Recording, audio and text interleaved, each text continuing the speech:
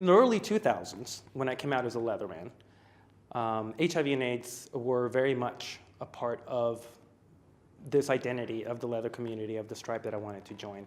And again, they were always hand in hand. Fundraising was one of the major venues in which I got to experience the leather community before becoming a more experienced player.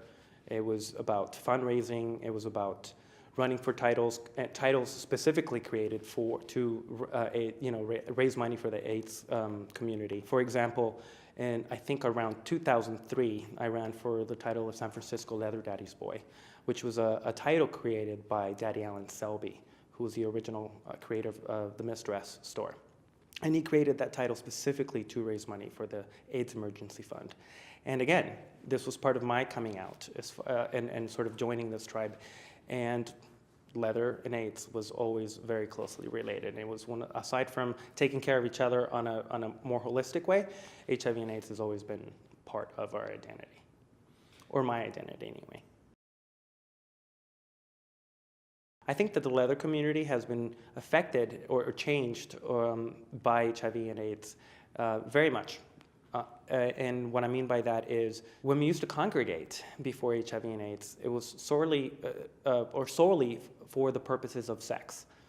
And when our brothers and sisters were dying in greater numbers, or in great numbers, we were gathering not only for sex, but we were also gathering to take care of each other, to raise money for each other, to be able to raise money to for people to, to pay their hospital bills, funerals. So definitely it's affected the way that we have been shaped throughout the years. And while the core sort of desire for leather people to meet is sex, leather sex, specifically during the 80s and 90s, fundraising was a very big part, and that's how it changed. One of the many ways that AIDS and HIV has changed my perception of how leather folks interact is before I came out into the scene, I didn't know much, and I assumed that we didn't take care of each other. It was just all about this primal rough sex. And when I actually came into the scene, I was very happily surprised to see that there was a lot of love, respect, caring, a lot of camaraderie, a lot of we'll take you the way you are. And that's one of the ways that I've seen the leather community sort of shift in my own lenses. One of not so love to there's more love in the leather community than I've seen in any other community.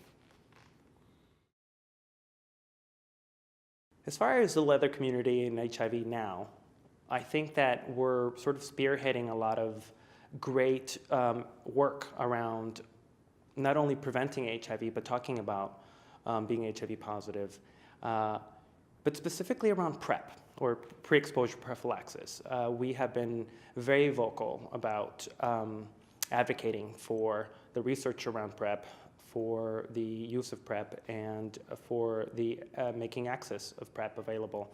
And since we are very good about being open about what we like and we don't like, we have very little shame around negotiating our own sort of sexual practices and what we like.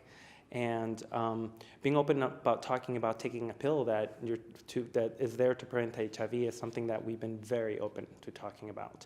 And I'm very proud of the leather community because we have been great advocates for bringing this into light, whether it's talking to our doctors about it, talking to our partners, talking to our husbands, talking to our tricks, our subs, our doms, our everyone, and we have no shame around it.